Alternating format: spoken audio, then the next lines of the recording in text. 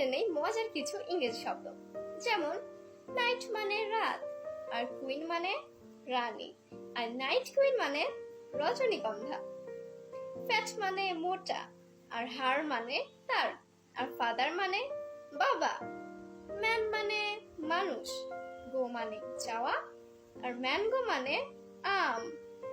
So মানে সুতরাং, on মানে উপরে, আর সুন মানে শীঘ্রই।